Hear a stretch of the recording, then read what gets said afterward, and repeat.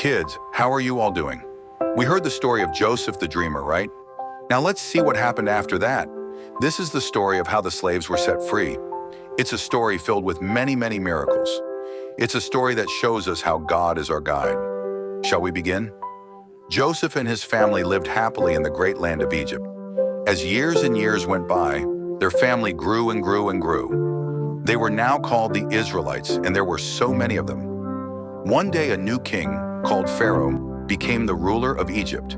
He saw how many Israelites there were and felt scared. There are too many, he thought. What if they join our enemies in a fight? So do you know what he did? He made the Israelites work very, very hard.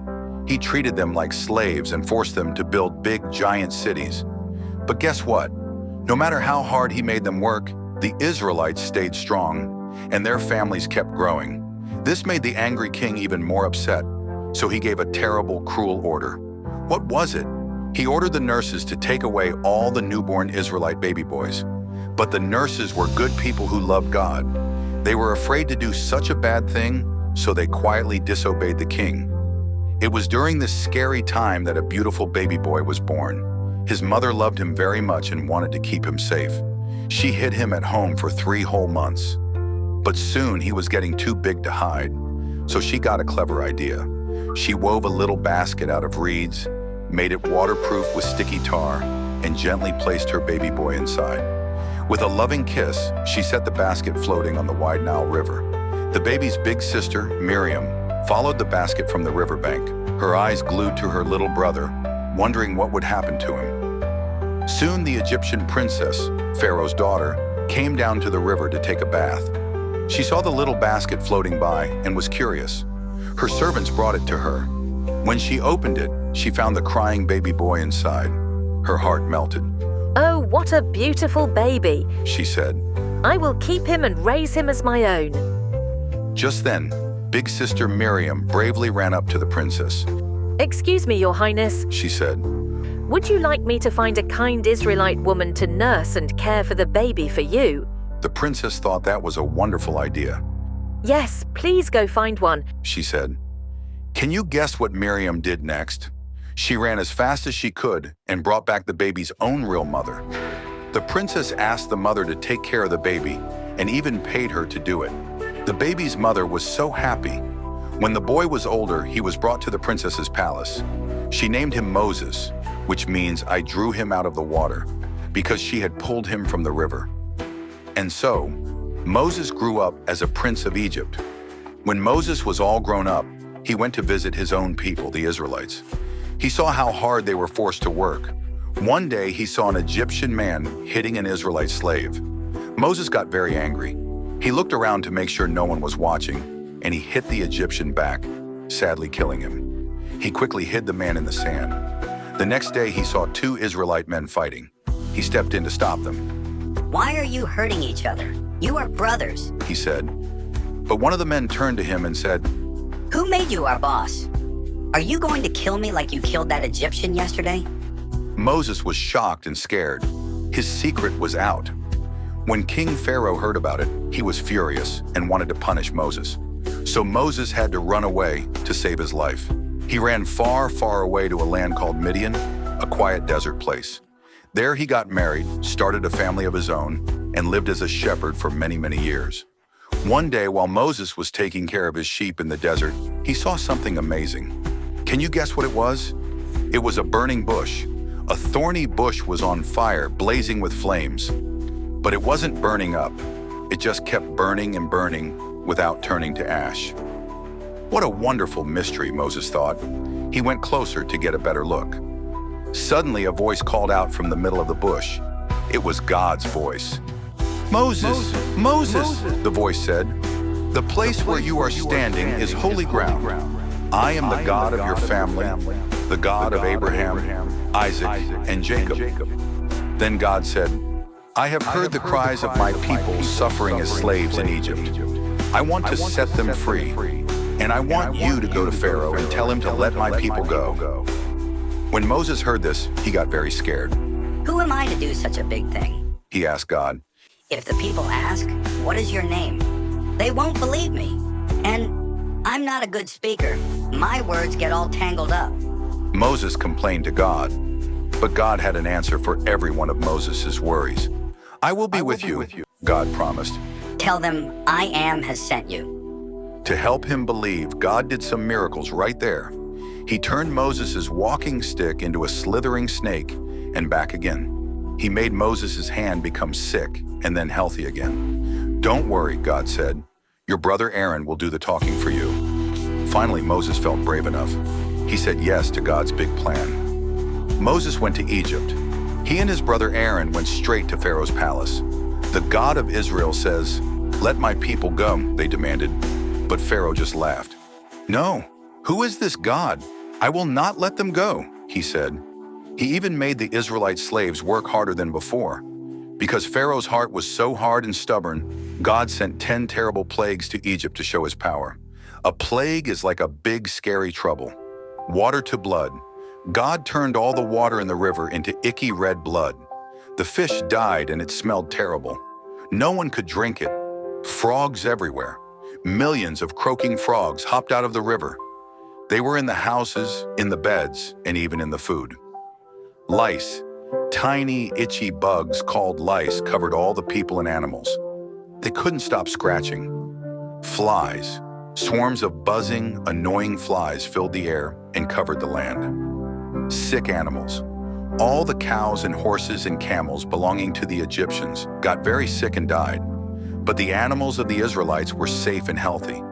Boils, painful, yucky sores broke out on the skin of all the Egyptian people. Hailstorm. God sent a terrible storm. Giant balls of ice, hail, mixed with fire came crashing down from the sky. It smashed the crops and trees. Locusts. Billions of hungry grasshoppers, called locusts, flew in.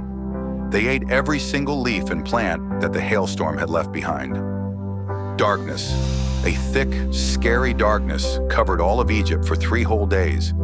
The Egyptians couldn't see anything. They couldn't even move. But guess what? All the Israelites had bright, sunny days in their homes. After each plague, Moses would go to Pharaoh. Sometimes Pharaoh would say, Okay, you can go." But as soon as the plague stopped, he would change his mind and say, "No, I changed my mind. You must stay." Pharaoh's heart was too hard to listen, but the biggest plague of all was still to come. The 10th and final plague was the most serious one. God said that a great trouble would come upon Egypt. He warned that the firstborn son in every Egyptian family would be in danger. But God loved the Israelites and gave them a special, secret plan to be safe. Each Israelite family had to choose a perfect, healthy lamb. They had to take care of it for a few days, and then they had to sacrifice it. This was the most important part. They had to take some of the lamb's blood and paint it on the sides and top of their front door frame. It would be a special sign for God to see. That night, everyone had to stay inside their house. They had to roast the lamb and eat it quickly with a special kind of flat bread that didn't have any yeast in it, so it wouldn't rise. This special dinner was called the Passover meal. God promised that if they stayed inside the house with the blood on the door, they would be completely safe from the trouble outside. What happened that night? That very night, God passed over the land of Egypt. When he came to a house, he looked at the door. If he saw the special red blood on the door, he would pass over that house. Everyone inside was safe and sound. Not a single person was hurt. But if a door did not have the blood, the terrible trouble would enter that home. That night, a great cry of sadness spread all across Egypt because many firstborn sons died. Even Pharaoh's own son, the prince of Egypt, died. Pharaoh's heart was finally broken. He was so sad and so scared that he finally decided to let the Israelites go. After 400 long years, God's people were finally going to be free. God didn't lead his people on the shortest road. Instead, he took them on a longer path near a huge sea called the Red Sea. Why? Because he knew if they saw scary battles, they might get too frightened and want to go back to Egypt. God himself guided them in a wonderful way. During the day, he went ahead of them as a giant, fluffy pillar of cloud to give them shade from the hot sun. During the night, he became a glowing pillar of fire to give them light and warmth. So they could travel even in the dark. He was always with them. Meanwhile, back in Egypt, Pharaoh's heart became hard again. "Why did we let our slaves go?" he shouted. He changed his mind. He gathered his entire army, all his horses, all his chariots, and raced after the Israelites to bring them back. Soon, the Israelites found themselves trapped. In front of them was the great, deep Red Sea. Behind them was Pharaoh's angry army, getting closer and closer. The people were terrified and started crying to Moses, "Was it so bad being slaves in Egypt? Did you bring us here to die in the desert?" But Moses said to them, "Don't be afraid, stand still and watch. Today you will see the amazing rescue God will do for you." Then God said to Moses, "Lift up your staff and stretch your hand over the sea." So Moses bravely lifted his staff and stretched his hand over the water. Then God sent a mighty wind to blow all night long. It blew, and it blew, until something incredible happened. The waters of the sea split into two. A giant wall of water on the left, a giant wall of water on the right, and right down the middle was a dry path of land. All the people of Israel hurried and walked straight through the sea, on the dry ground. The water stood up like solid walls on their sides. It was a miracle. Pharaoh's foolish army charged right behind them onto the dry path. But God made the wheels of their chariots get stuck in the mud. They couldn't move forward easily. When all the Israelites had safely reached the other side, God told Moses, "Now stretch your hand over the sea again." As soon as Moses did, the mighty walls of water came crashing down. The sea rushed back together, covering the entire Egyptian army. Not a single soldier was left. The Israelites, safe on the other shore, saw the powerful hand of God that day. He had completely saved them from the Egyptians. The people were in awe. They finally believed in the Lord and put their trust in Moses, God's servant. They were free. The people were on a big adventure, walking through the desert with Moses. But soon, their tummies started to rumble and grumble. They began to complain. "We're so hungry. At least back in Egypt, we had plenty of food to eat." God heard their grumbles and said to Moses, "Don't worry. I will send bread from heaven for you to eat." The next morning, when everyone woke up, they saw the desert ground covered with tiny, white, flaky things that looked like frost. They had never seen anything like it. "What is it?" they asked each other. Moses said, "This is the special bread God has given you to eat. He has some rules for gathering it. Only take what you need." Most people listen. But the next morning, the extra food they saved was all stinky and full of yucky worms. Yuck!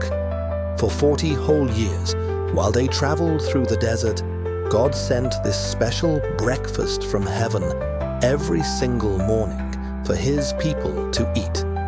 They called it manna. Later, at another place called Rephidim, the people ran out of water again. They were so thirsty, and they got very angry, almost ready to fight. Moses prayed to God, and God said, "Moses, take your staff and go to that big rock. I will be with you. Now, in front of all the people, strike the rock with your staff." Moses did exactly what God said. He lifted his staff and hit the hard rock. And guess what happened? Fresh, cool water suddenly gushed out of the solid rock. It was like a waterfall. There was enough for everyone, and even for all their animals to drink. But then, a new problem came. A group of bullies called the Amalekites came to attack them. Moses had a plan. He climbed to the top of a hill and held his staff high in the air. As long as Moses held his hands up, the Israelites were winning the battle. But when his arms got tired and he lowered them, the enemy started winning and held his tired hands up high until the sun went down because his friends helped him. The Israelites won the fight against the bullies. Kids, listen closely. Soon, the Israelites arrived at a very special mountain, Mount Sinai. God called Moses up the mountain and said, "If you obey me, you will be my very own special treasure." The people promised, "We will do everything the Lord has said." But then, something amazing happened. On the third day, thunder rumbled, lightning flashed, and a loud trumpet blast filled the air. At Mount Sinai, something amazing happened. God himself spoke to all the people. He gave them 10 very important rules to live by. These rules were like a promise on how to love God and how to love each other. He gave them 2 kinds of rules. Rules for loving God. Number 1, I am the one true God. Don't have any other gods before me. Number 2, don't make or worship idols. Don't make statues and worship them instead of me. Number 3, always use my name with love and respect. Don't use God's name in a mean or silly way. Number 4, keep the Sabbath day holy. This is a special day of rest to remember and thank God. Rules for loving each other. Number 5, always honor and respect your mom and dad. Number 6, do not hurt anyone on purpose. Number 7, keep your marriage promises. Number 8, do not take anything that doesn't belong to you. Number 9, always tell the truth. Don't tell lies about other people. Number 10, be happy with what you have. Don't be jealous of your friend's house, toys, or family. The people saw the mountain smoke and shake, and they heard God's powerful voice. They were filled with awe and respect.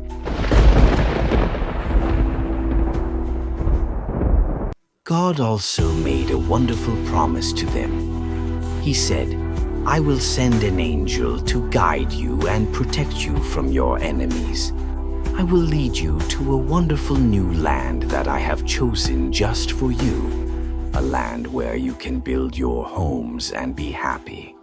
Moses came down from the smoky, rumbling mountain and told all the people the rules that God had given him.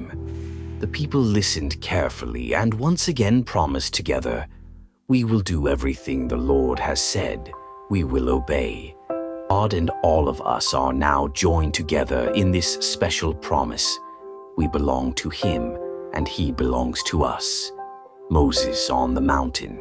Again, after this, God called Moses to come back up the mountain to receive more instructions. Moses went up, and a thick, glorious cloud covered the top of Mount Sinai. Moses stayed on that mountain with God for 40 days and 40 nights. While he was there, God gave him very detailed and special plans. God chose Aaron and his sons to be priests for how his people could live close to him. Moses was on top of Mount Sinai for a long, long time, 40 days and 40 nights. He was talking with God and learning all his rules.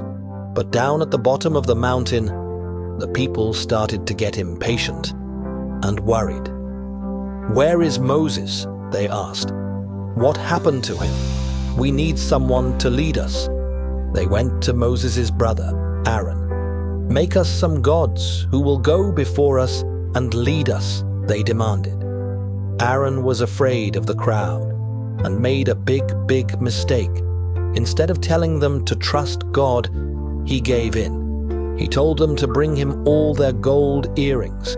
He melted the gold and shaped it into a statue of a golden calf. The people saw the shiny golden calf and started treating it like it was God. They brought offerings to it, had a wild party, and forgot all about the real God who had saved them from Egypt. Up on the mountain, God saw what was happening. He was very sad and very angry. He said to Moses, "These people have become very corrupt. My anger is burning against them. I might destroy them and start a new nation from you." But Moses loved the people. He begged God, "Please, Lord, remember the amazing promises you made to Abraham, Isaac, and Jacob. If you destroy your people now, what will the Egyptians say? They will say you rescued them just to kill them in the desert. Please, show them mercy instead." And God listened to Moses' heartfelt prayer. Then Moses came down the mountain, carrying the 2 special stone tablets, with the 10 commandments written on them, by God himself. But when he got closer to the camp, he heard music and saw the people dancing and worshipping the golden calf. Moses was so heartbroken and angry that he threw the stone tablets down, and they broke into pieces. He took the golden calf idol, melted it in a fire, ground it into powder, mixed it with water, and made the people drink it. This was a strong way to show them how terrible their mistake was. It was like they were drinking their own sin. Then Moses stood up and shouted, "Everyone who is still on the Lord's side, come and stand with me." Only one tribe, the tribe of Levi, was brave enough to come and stand with Moses.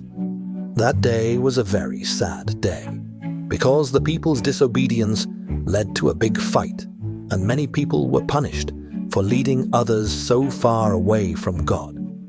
It was a powerful lesson about listening to God. Moses prayed, "Please, God, show me your glory.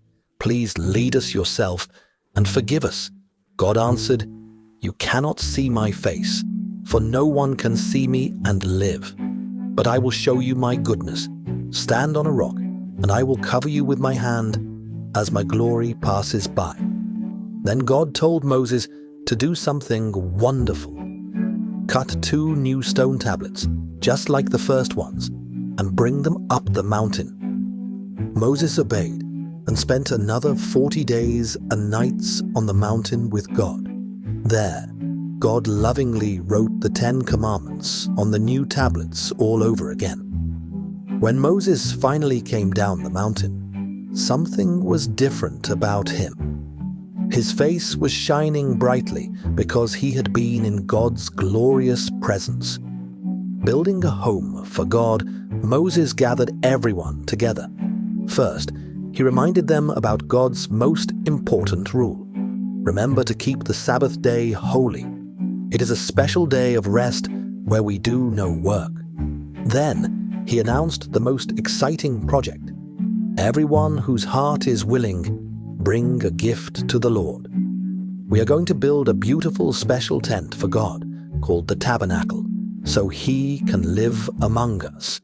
God had touched the people's hearts. Men and women alike were so excited. Everyone whose heart was stirred got up and gladly brought their most beautiful and valuable treasures as gifts to God. God also gave special skills to artists and craftsmen like Bezalel and Oholiab. Every single part of the tabernacle was made exactly how God told Moses to make it. The talented artists made the tent with beautiful fabrics and silver bases, the lampstand, a gorgeous golden lamp that looked like a tree, the priestly clothes, special blue, purple, and scarlet robes for Aaron and his sons. On the first day of the first month, God told Moses it was time to put up the special tabernacle tent. The great pillar of cloud, which was God's glorious presence, moved from the mountain and came down to rest on the tabernacle. It was so magnificent that even Moses could not go inside. This cloud was now their guide. When the cloud lifted from the tabernacle, it was time for the people to pack up and travel. When the cloud settled down, it was time for them to stop and set up camp. At night, The cloud looked like a giant, glowing pillar of fire. They were finally on their way to the wonderful new land God had promised them, called Canaan. But the journey was long, and soon the people started complaining. Again, "We're tired of this food," they whined. "In Egypt, we had fish and cucumbers and melons for free. We want meat to eat." This made God sad, but he sent a huge flock of quail birds for them to eat. But he was also disappointed that they kept forgetting how he provided for them. Finally, they came close to the land of Canaan. Moses chose 12 brave men to go and explore the land. For 40 days, they spied on the land. When they returned, they all agreed. The land was amazing. It was filled with giant clusters of grapes, pomegranates, and figs. It was a land flowing with milk and honey. But 10 of the spies were scared. "The people who live there are giants," they said. "We felt like tiny grasshoppers next to them. We can never win against them." But 2 brave spies, Joshua and Caleb, disagreed. "We should go up and take the land," they said. "We can certainly do it with God's help. Don't be afraid." The people chose to believe the 10 scared spies instead of Joshua and Caleb. They cried and wailed and even talked about picking a new leader to take them back to Egypt. God was very sad and angry that the people did not trust him. The next 40 years in the wilderness were full of more stories. The people were thirsty again. God told Moses to speak to a rock to get water. But Moses was so frustrated and angry with the people that he yelled at them and struck the rock twice with his staff. Water gushed out, but because Moses disobeyed God and didn't trust him, God said he would not be allowed to enter the promised land either. The bronze snake. The people complained again, and God sent poisonous snakes as a consequence. When the people said sorry, God told Moses to make a bronze snake and put it on a pole. Anyone who was bitten just had to look up at the bronze snake, and they would be healed. The donkey that talked. After 40 years, all the grown-ups who had left Egypt had passed away. A brand new generation had grown up in the wilderness. Moses counted all the men again, just like he had done 40 years earlier. God then told Moses to appoint Joshua, the brave spy who had always trusted God, to be the new leader. Moses was now 120 years old, but still strong. He told the people that he would not lead them into the new land. Finally, Moses went up Mount Nebo. From the top, God showed him the whole promised land, the valleys, the hills, the rivers. But God said, "You will see it with your eyes, but you will not cross over into it." There on the mountain, Moses died. The Bible says that God himself buried his faithful servant. The people cried for Moses for 30 days, and there has never been another prophet like Moses who spoke to God face to face. So, children, what can we learn from Moses' amazing story? We learn that God always keeps his promises. He promised to be with Moses and to free his people, and he did. We also learn that it's important to be brave. Moses was scared at first, but with God's help, he was brave enough to stand up for what was right. God can make us brave too. And finally, we learn to trust God, even when things seem impossible. He will always make a way for us, just like he made a way through the Red Sea.